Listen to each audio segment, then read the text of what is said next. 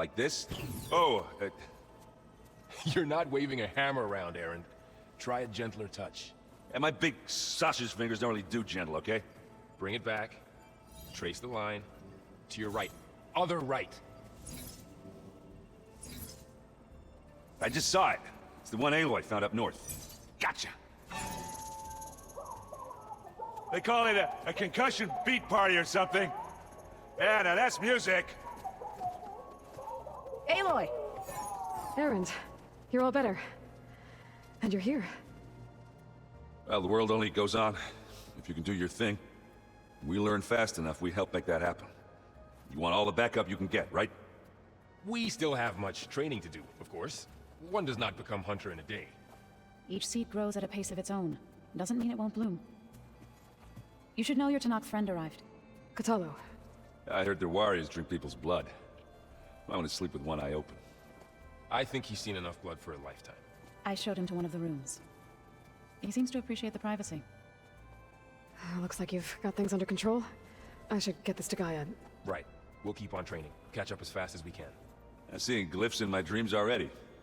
Well, while you've been off gallivanting around, I've been working with Gaia to find out more about the land gods. So from where I'm standing, you're in need of some training. Come along. Okay.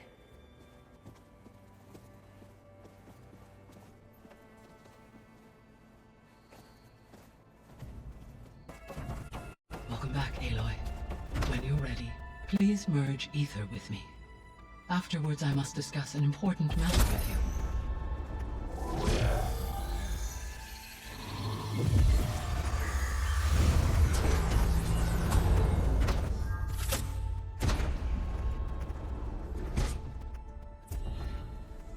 So, what did you want to discuss? While you were away, I received an unusual transmission on my dedicated Aletheia frequency. Aletheia. That's one of the sub-functions you couldn't detect before. Yes. The transmission occurred so slowly that at first it seemed like an accidental blip of data amongst background static. Once I noticed this irregularity, it took some time to collate the complete message.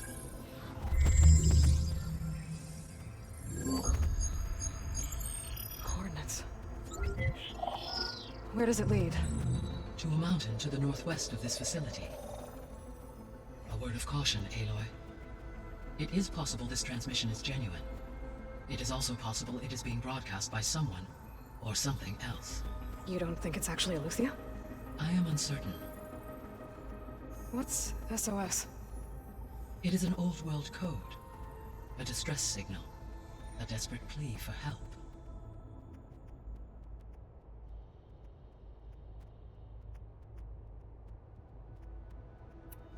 Why would Aletheia send a coded transmission on a frequency only the two of you can communicate on? I believe it was done as a precaution to avoid detection, or at least to create the appearance of the desire to do so.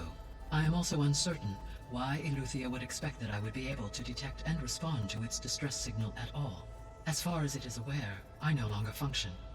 Okay, so either Aletheia is in trouble and sent the message hoping you were out there, or someone else is trying to get us to go to these coordinates, pretending to be Aletheia.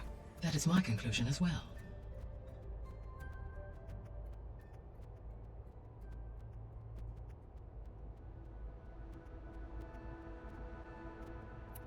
Could the Zeniths be sending the transmission?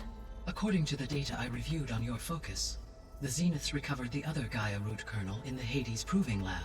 It is feasible they used it to gain access to my internal frequencies. So, maybe they sent it thinking you'd respond, and reveal your location. Possibly. However, the transmission is highly irregular. If they intended to provoke me into revealing myself, I would expect the communication to be more routine. Right. So maybe it's not them then. Alright, I'll go to the coordinates and check out the source of the transmission. All by yourself? Ha! No way. I included Erend and Varl in this briefing via their focuses. I concur that you should not investigate this alone. What if it's a trap? Of course it could be a trap. But if it really is Aletheia, then it's in trouble, and I need to bring it back. Don't worry. I'll be careful and... We're coming with you. Fine. Go grab your things. We'll wait for you at the west exit, in case you need to upgrade your gear.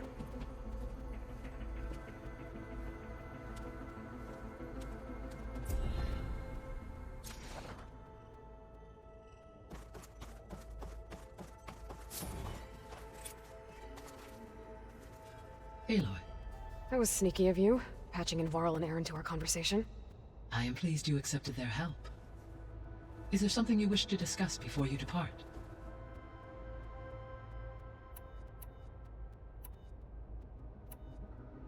The missing subordinate functions. What can you tell me about them? Artemis rewilded the Earth with a variety of animal species. Eleuthia was responsible for gestating, nurturing, and acculturating a new generation of human beings. Apollo was tasked with preserving, organizing, and disseminating vast archives of human knowledge and cultural achievements. Unfortunately, all archived Apollo data was purged on the 2nd of February, 2066, by order of Ted Faro. Pharaoh, huh? I really hate that guy. Understandable. He appears to have been pathologically narcissistic, impulsive, and unstable. All 3 of the missing functions have already served their purpose, or were prevented from doing so. Do you still need them? If attainable, yes. Restoring their remaining elements would increase my heuristic processing density. Perhaps you will be able to procure Eleuthia at the SOS coordinates. Artemis and Apollo, however, remain unaccounted for.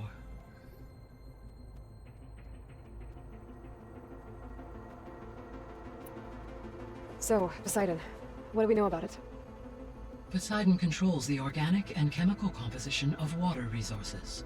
Once it is restored to me, I may be able to improve conditions in the regional watershed. But I must warn you, like the others, Poseidon is lost and frightened. It may have taken measures to protect itself. I'll be careful.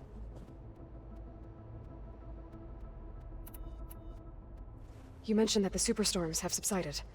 Is that Aether at work? Yes. Thanks to Aether's capabilities, weather patterns in the local region should mostly stabilize for the time being. Well, that's a relief. Be nice not to have to fight my way through a storm anymore. I will continue to stabilize the atmosphere for as long as I can.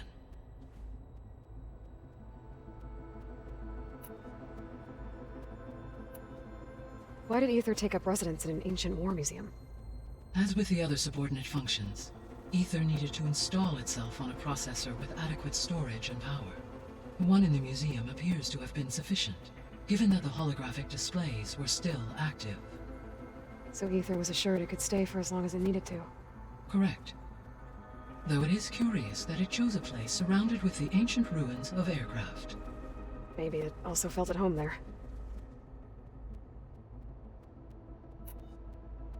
What can you tell me about Demeter? Demeter sows, fertilizes, and tends to plant life. So once I bring it back, all the blight out there will start to get better. While permanent restoration requires the abilities of Hephaestus, I may be able to improve conditions in the region for a while. However, a word of warning.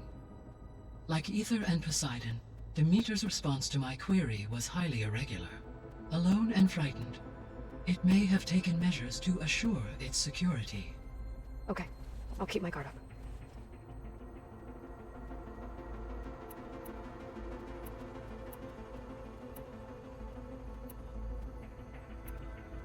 How's Katalo doing?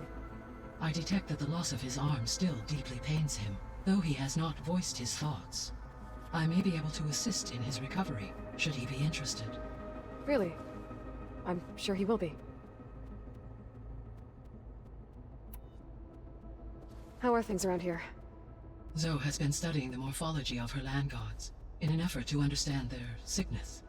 Without the abilities of Hephaestus, I am unfortunately unable to correct their programming. However, Zoe and I are hopeful we will find an alternative way to heal them. Well, keep at it. Varl and Zoe seem to like spending time together. Indeed. While studying Old World data, Zoe discovered references to a dietary lifestyle known as vegetarianism. She appreciated the similarities with Utaru practices and encouraged Varl to try out this lifestyle. And how did that go? I believe they have agreed to disagree. How's Aaron handling things? He is becoming increasingly accustomed to use of the focus, after an initial incident. What did he do? He unfortunately crushed his first focus as he attempted to affix it to his temple. Amongst a number of Oseram curses, I believe he also blamed the focus for being dainty. He has given repeated assurances that it will not happen again. Well, good thing we have a lot of extras, I guess.